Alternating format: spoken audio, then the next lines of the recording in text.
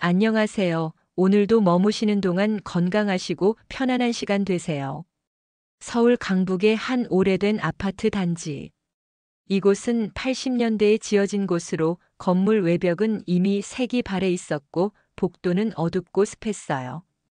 이곳 402호에는 올해로 84시 된 장순금 할머니가 혼자 살고 있었답니다. 그녀는 젊은 시절 남편을 교통사고로 먼저 떠나보냈어요. 갑작스러운 사고였죠. 남편이 퇴근길에 음주운전자가 몰던 차에 치여 그 자리에서 숨을 거뒀답니다. 당시 할머니는 겨우 40이었고 3명의 어린 자식을 두고 있었어요. 할머니는 두 아들과 딸 하나를 혼자 힘으로 키워냈어요. 낮에는 식당에서 설거지를 하고 밤에는 아파트 청소 일을 했죠. 잠은 하루에 서너 시간밖에 못 잤지만 자식들만큼은 제대로 교육시키고 싶었답니다. 그렇게 악착같이 일한 덕분에 자식들은 모두 성공했어요. 큰아들 승우는 미국에서 변호사로, 작은아들 승우는 캐나다에서 의사로, 딸 미연이는 호주에서 사업가로 살고 있었답니다. 자식들은 매달 100만 원씩 생활비를 보내왔어요. 그건 자식으로서의 최소한의 도리였죠. 하지만 할머니를 자기들이 사는 나라로 데려가려는 노력은 하지 않았어요. 전화 통화에서 늘 같은 말만 했죠. 엄마, 거기서 편하게 사세요. 우린 애들 키우느라 너무 바빠요. 엄마 모시고 살기엔 집도 좁고요. 그렇게 장순금 할머니는 10년 넘게 홀로 살아왔습니다. 낮에는 근처 경로당에 나가서 친구들과 화투를 치고 밤에는 혼자 텔레비전을 보며 시간을 보냈죠. 하지만 집에 돌아와서 혼자 밥을 먹을 때면 가슴 한편이 허전했어요. 그런데 12년 전 할머니의 삶에 큰 변화가 찾아왔답니다. 어느 장마철 밤이었어요. 빗소리가 창문을 거칠게 두드리던 그날, 할머니는 거실 소파에서 졸고 있었어요. 텔레비전에서는 드라마가 나오고 있었지만 할머니는 이미 꿈나라에 빠져 있었죠. 그때였어요. 삑! 베란다 창문이 천천히 열리는 소리가 들렸습니다. 할머니가 깜짝 놀라 눈을 번쩍 뜨자 한 남자가 창문을 통해 집 안으로 들어오고 있었어요. 누구세요? 할머니가 떨리는 목소리로 물었습니다. 가슴이 쿵쾅거렸어요. 도둑이 들어온 건가 하는 생각에 온몸이 얼어붙었죠. 남자는 30 중반쯤 되어 보이는 젊은이였어요. 키가 크고 마른 체격에 비에 흠뻑 젖은 그는 할머니를 보더니 황급히 무릎을 꿇었죠. 할머니, 정말 죄송합니다. 놀라게 해드려서 죄송해요. 저 위층에 사는 박민철이라고 해요. 502호요. 제 집 베란다에서 중요한 물건을 떨어뜨렸는데 할머니 집 베란다로 떨어진 것 같아서요. 문을 여러 번 두드렸는데 대답이 없으셔서 급한 마음에 이렇게 들어왔어요. 정말 죄송합니다. 할머니는 놀란 가슴을 쓸어내렸어요. 도둑이 아니라는 사실에 일단 안심했지만 젊은 남자가 왜 이런 위험한 방법을 택했는지 의아했죠. 그래도 이렇게 남의 집에 무단으로 들어오면 안 되지. 깜짝 놀랐잖아. 나 심장 약한 사람이야. 자칫하면 큰일 날 뻔했어. 민철이라는 남자는 머리를 조아리며 연신 사과했습니다. 정말 죄송해요, 할머니. 제가 생각이 짧았어요. 근데 떨어진 물건이 회사 업무용 USB라서 내일 아침까지 그게 없으면 정말 큰일 나거든요. 할머니는 한숨을 쉬며 베란다를 확인해 줬어요. 화분 사이를 뒤지자 정말로 작은 USB 하나가 흙 사이에 반쯤 묻혀 있었답니다. 민철은 USB를 주우며 안도의 한숨을 내쉬었어요. 할머니, 정말 감사합니다. 이거 잃어버렸으면 저 회사에서 잘렸을 거예요. 은혜를 꼭 갚을게요. 그는 급히 돌아가려다가 할머니의 거실 천장에 있는 형광등이 깜빡거리는 걸 보았죠. 할머니, 형광등이 고장났네요. 제가 위층에 새 거 있는데 갈아드릴까요? 이거 놔두면 눈도 아프고 위험해요. 할머니는 손사래를 쳤어요. 아니야, 괜찮아. 내일 관리사무소에 말하면 돼. 하지만 민철은 고집을 부렸어요. 아니에요, 할머니. 제가 해드릴게요. 이렇게 큰 도움을 받았는데 이 정도는 해야죠. 금방 다녀올게요. 그는 정말로 위층으로 올라가더니 새 형광등을 들고 내려왔어요. 그리고 능숙하게 형광등을 교체해줬죠. 다 됐어요, 할머니. 이제 훨씬 밝죠? 그날 이후로 민철은 자주 할머니를 찾아왔어요. 처음엔 일주일에 한 번 정도였는데 점점 횟수가 늘어났죠. 형광등을 갈아주고 무거운 쌀 20킬로를 날라주고 고장난 보일러를 고쳐주고 심지어 변기 막힌 것까지 뚫어줬답니다. 할머니는 고마운 마음에 밥을 해줬어요. 처음엔 간단한 국수 한 그릇이었지만 민철이 너무 맛있게 먹는 모습을 보니 점점 푸짐한 상차림을 준비하게 됐어요. 된장찌개에 김치찌개, 불고기에 생선구이까지. 민철은 할머니의 음식을 정말 맛있게 먹었어요. 할머니, 세상에서 이렇게 맛있는 밥은 처음 먹어봤어요. 진짜예요. 제 외할머니 밥맛이 생각나네요. 할머니는 그런 민철을 보며 흐뭇해했죠. 오랜만에 누군가가 자기 밥을 맛있게 먹어주니 그게 얼마나 행복한 일인지 새삼 깨달았답니다. 그래, 많이 먹어. 너 혼자 사니까 제대로 먹질 못하겠구나. 두 사람의 관계는 점점 더 깊어졌어요. 민철은 매일 저녁 할머니 집에 와서 밥을 먹고 갔습니다. 할머니는 아침부터 장을 보고 정성껏 밥을 준비했죠. 시장에 가면 민철이 좋아하는 반찬 재료를 찾아다녔어요. 오늘은 민철이가 좋아하는 갈비찜을 해줘야지. 누군가를 위해 밥을 짓는다는 게 그녀에게는 오랜만에 느끼는 큰 기쁨이었어요. 이 나이에 누군가 내 밥 먹을 사람을 기다린다는 게 참 고마운 일이지. 하지만 아파트 주민들의 눈은 점점 곱지 않아졌어요. 복도에서 마주칠 때마다 수군거렸죠. 402호 할머니 보셨어요? 요즘 젊은 남자를 집에 들인다더라고요. 저 나이에 젊은 남자를 집에 들이다니 창피한 줄 알아야지. 저건 사랑이 아니라 돈이지 뭐야. 할머니 돈 노리는 거 아니겠어? 에이, 그래도 84 할머니한테 무슨 돈이 있겠어요. 아니, 자식들이 해외에서 잘 산다잖아요. 돈 꽤 있을걸요? 할머니는 그런 말들을 들으면서도 민철을 믿었어요. 그는 한 번도 돈을 요구한 적이 없었고, 오히려 자기 돈으로 할머니에게 필요한 것들을 사다 주곤 했으니까요. 겨울에는 따뜻한 내복을, 여름에는 시원한 선풍기를 사다 줬죠. 할머니, 이거 쓰세요. 제가 회사에서 보너스 받았어요. 어느 날 할머니의 딸 미연이 한국에 왔어요. 오랜만에 어머니를 보러 온 거죠. 미연은 1년에 한 번 정도만 한국에 왔어요.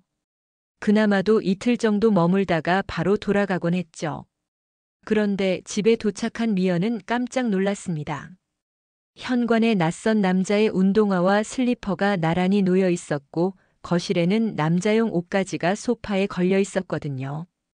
냉장고를 열어보니 두 사람분의 반찬이 가득했어요. 엄마, 이게 대체 무슨 일이에요? 미연의 목소리가 날카로워졌어요. 할머니는 당황하며 설명했습니다. 아, 그거? 위층에 사는 착한 청년이야. 민철이라고 하는데 나 혼자 외로우니까 가끔 밥 먹으러 오는 거지. 착한 애야. 미연은 믿을 수 없다는 표정을 지었어요. 엄마, 정신 좀 차리세요. 35살 남자가 84 할머니한테 왜 오겠어요? 그 남자가 뭘 노리는지 몰라요?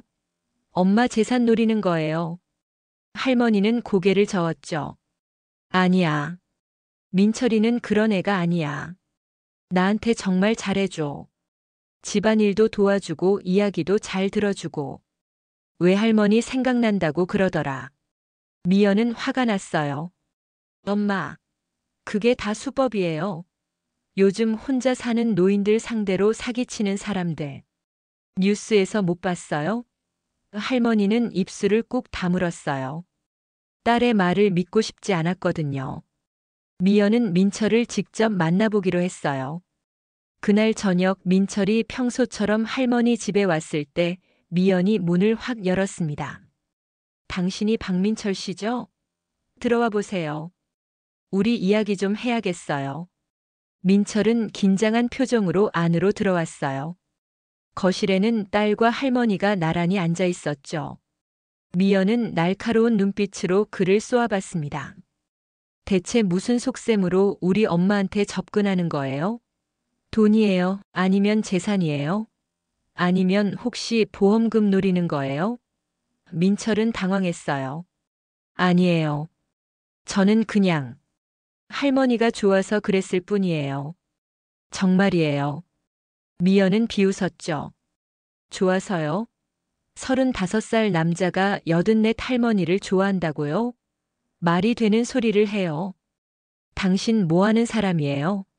직업이 뭐예요? 민철은 머뭇거리다 대답했어요.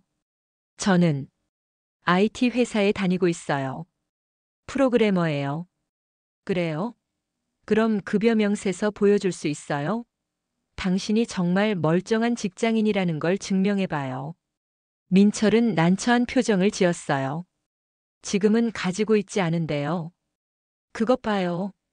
거짓말하는 거잖아요. 민철은 고개를 떨궜어요. 그리고 한참 만에 입을 열었습니다. 저는 어릴 때 외할머니 손에 자랐어요. 부모님이 제가 5살 때 교통사고로 동시에 돌아가셨거든요. 외할머니가 혼자 저를 키우셨죠. 할머니는 저를 위해 평생을 희생하셨어요. 제가 대학 갈 때까지 온갖 일을 다 하셨어요. 그런데 그 할머니가 10년 전에 돌아가셨어요. 돌아가시기 전에 요양원에서 혼자 외롭게 지내셨는데 저는 취업 준비한다고 자주 찾아뵙지 못했어요. 할머니가 돌아가신 후에 너무 후회했어요. 민철의 목소리가 떨렸어요. 그러다가 장순금 할머니를 알게 됐어요. USB 찾으러 갔다가 처음 뵀을 때 우리 외할머니가 너무 생각났어요. 혼자 사시는 모습이, 외로워하시는 모습이. 그래서 자꾸 찾아오게 됐어요. 할머니한테 잘해드리면 제가 외할머니한테 못다한 효도를 조금이나마 갚는 것 같았거든요. 미연은 그래도 믿지 않았어요. 그런 감상적인 이유로요? 그럼 왜 다른 할머니도 아니고 하필 우리 엄마예요? 이 아파트에 혼자 사는 노인 많은데? 민철은 대답하지 못했어요. 미연은 단호하게 말했죠. 당장 우리 엄마한테서 떨어져요. 안 그러면 경찰에 신고할 거예요. 주거침입죄로 고소할 수도 있어요. 미연은 일주일 동안 한국에 머물렀어요. 그동안 민철이 오지 못하도록 철저히 감시했죠. 할머니는 매일 현관문만 바라보며 한숨을 쉬었습니다. 밥맛도 없었고 잠도 오지 않았어요. 미연은 그런 어머니를 보며 속이 타들어갔지만 이건 엄마를 위한 일이라고 스스로를 다독였죠. 엄마, 조금만 참으세요. 시간 지나면 잊혀질 거예요. 하지만 할머니는 하루가 다르게 기운이 빠졌어요. 밥도 거의 먹지 않고 하루 종일 침대에만 누워 있었죠. 미연이 호주로 돌아가기 전날 할머니가 말했어요. 미연아, 너 돌아가면 민철이 좀 만나게 해줘. 미연은 고개를 저었어요. 안 돼요, 엄마. 그 사람 나쁜 사람이에요.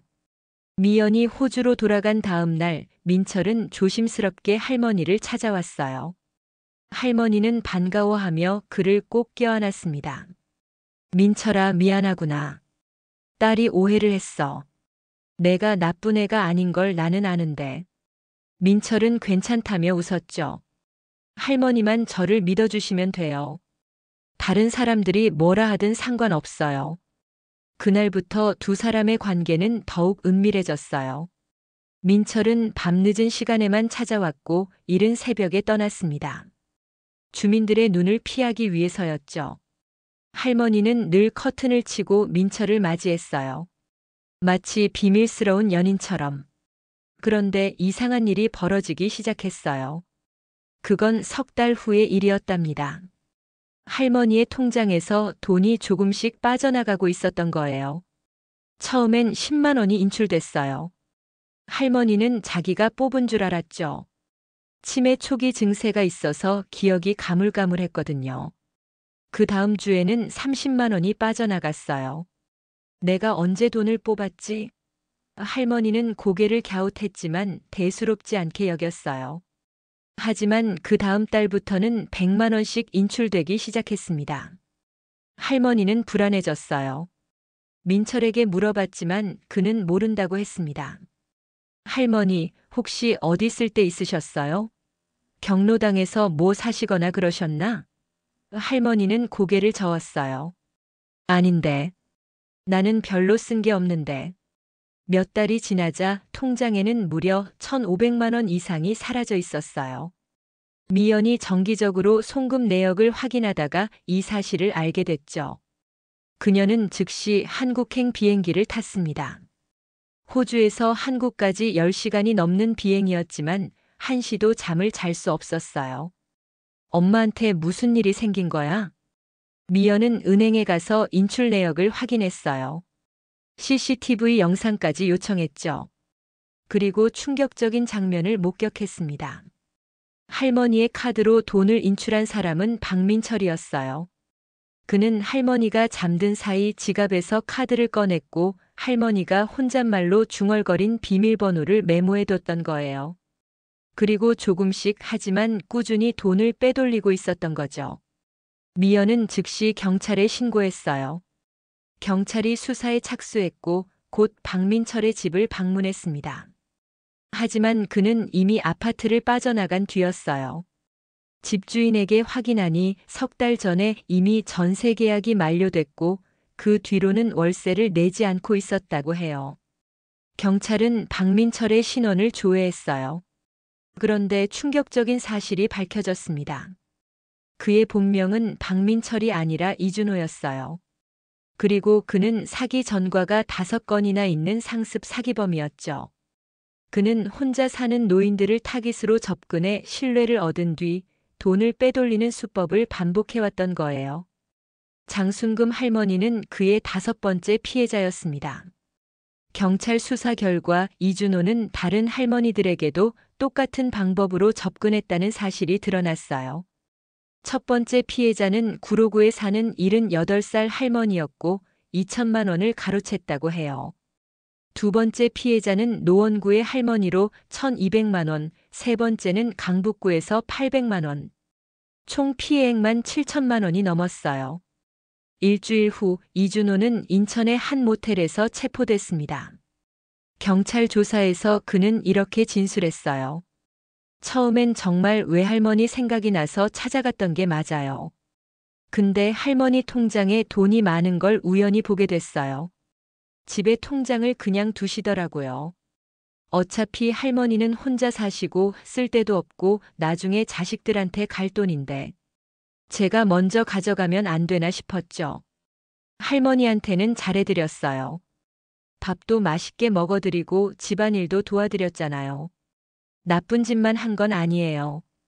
할머니는 이 사실을 듣고 큰 충격에 빠졌어요. 믿었던 사람에게 완전히 배신당한 거죠.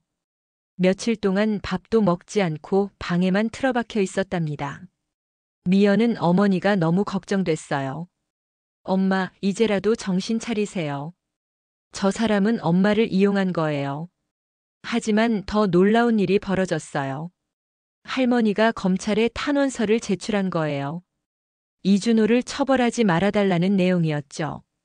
그래도 그 친구가 나한테 잘해줬어요. 함께 밥 먹고 이야기 나누던 시간들은 진짜였어요. 돈은 어차피 내가 다 쓰지도 못할 돈이었어요. 자식들한테 갈 돈인데 민철이가 가져갔다고 해서 뭐가 크게 달라지나요? 그 친구가 교도소에 가는 건 원치 않아요. 미연은 어머니를 이해할 수 없었습니다. 엄마, 정신 좀 차려요. 그 사람이 엄마를 속인 거예요. 사기꾼이에요. 하지만 할머니는 끝까지 자기 생각을 굽히지 않았어요. 나는 속은 게 아니야. 그 시간만큼은 진짜였어. 민철이도 외로웠을 거야. 나처럼. 재판이 열렸어요. 검사는 징역 5년을 구형했지만 할머니는 법정에까지 나가서 선처를 호소했죠. 판사님, 그 친구를 용서해 주세요. 제발 부탁드려요. 판사도 난처한 표정을 지었어요. 피해자가 오히려 가해자를 감싸는 진귀한 경우였거든요. 결국 이준호는 징역 2년에 집행유예 3년을 선고받았습니다. 할머니의 탄원이 크게 작용한 거죠. 할머니는 이준호가 석방되자 다시 그를 만나려 했어요. 미연이 극구 말렸지만 소용없었죠. 나는 민철이를 만날 거야. 그 친구 혼자 두면 안 돼. 하지만 이준호는 할머니를 피했어요. 전화도 받지 않고 연락처도 바꿨죠. 할머니는 매일 그가 살던 아파트 앞에 가서 기다렸어요. 추운 겨울날에도 더운 여름날에도. 석 달이 지난 어느 날 이준호가 나타났어요. 할머니는 반가워하며 달려갔지만 이준호는 차갑게 말했습니다. 할머니, 이제 그만하세요. 저는 할머니를 이용한 사람이에요.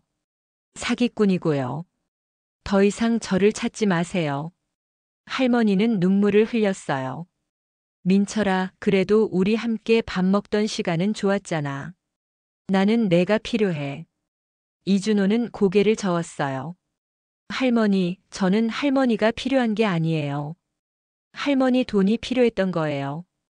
이제 돈도 없으니 저는 갈게요. 그는 돌아섰고 할머니는 그 자리에 주저앉아 한참을 울었답니다. 복도 끝에서 관리사무소 직원 박미숙 씨가 이 모든 걸 지켜보고 있었어요. 박미숙 씨는 할머니가 불쌍했어요.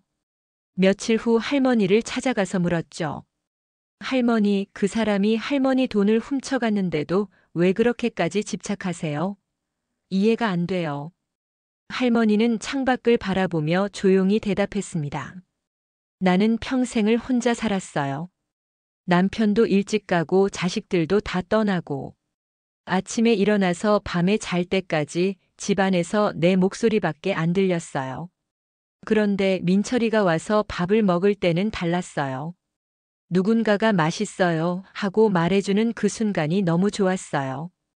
박미숙 씨는 할 말을 잃었어요. 그저 할머니의 손을 꼭 잡아줄 수밖에 없었죠. 그날 이후로 할머니는 더 이상 이준호를 찾지 않았어요. 하지만 매일 2그릇의 밥을 차려놓는 습관은 계속됐답니다. 미연이 전화할 때마다 말렸지만 할머니는 듣지 않았어요. 만약에 민철이가 배고파서 찾아오면 어떡해. 그해 겨울이 왔어요. 유난히 추운 겨울이었죠. 할머니는 건강이 급격히 나빠졌어요. 밥도 제대로 먹지 않고 잠도 잘 자지 못했어요. 미연이 한국에 와서 병원에 모셨지만 할머니는 검사를 거부했습니다. 나는 집에 있을 거야. 민철이가 올 수도 있잖아. 그런데 갑자기 현관 초인종이 울렸습니다. 할머니는 후다닥 문을 열었어요. 하지만 밖에는 아무도 없었어요. 다만 문 앞에 작은 상자 하나가 놓여 있었죠. 할머니는 상자를 집어들었어요. 안에는 편지 한 장과 돈 봉투가 들어 있었답니다. 편지를 읽는 할머니의 손이 떨렸어요. 할머니, 저 민철입니다. 아니, 이준호입니다. 제가 할머니한테 정말 나쁜 짓을 했어요. 용서받을 수 없다는 걸 알아요. 하지만 할머니의 밥은 정말 맛있었어요. 그리고 할머니가 저를 기다려주시던 그 시간이 저한테도 의미가 있었어요. 돈은 제가 일해서 모은 거예요. 전부는 아니지만 조금씩 갚아나갈게요. 부디 건강하세요.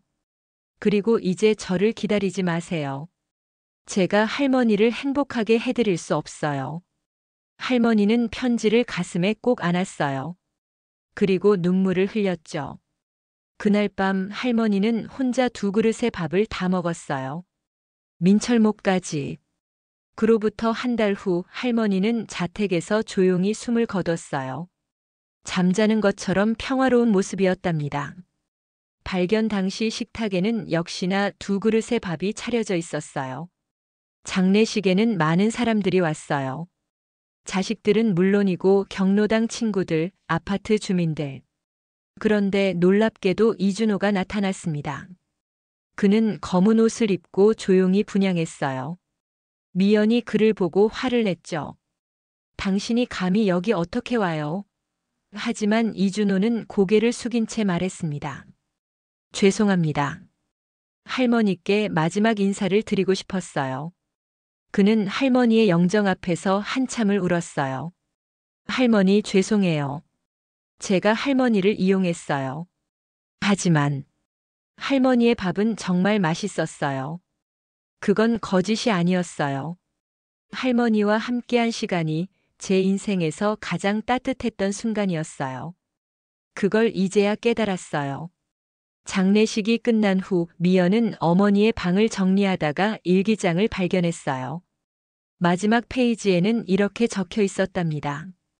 민철이가 나를 이용했다는 걸 알고 있었어요. 바보는 아니니까요. 하지만 그래도 좋았어요. 누군가와 함께 밥 먹는 시간이, 누군가를 기다리는 설렘이 너무 좋았어요. 외로움이 얼마나 무서운지 젊은 사람들은 몰라요. 돈으로 살 수 없는 게 바로 그 순간들이에요. 미연은 눈물을 흘렸어요. 그제야 어머니의 마음을 조금 이해할 수 있었죠. 어머니에게 필요했던 건 돈도 편안한 집도 아니었어요. 그저 함께 밥 먹을 사람, 자신을 기다려줄 사람이었던 거예요. 오늘 이야기는 여기까지입니다. 들어주셔서 정말 감사합니다.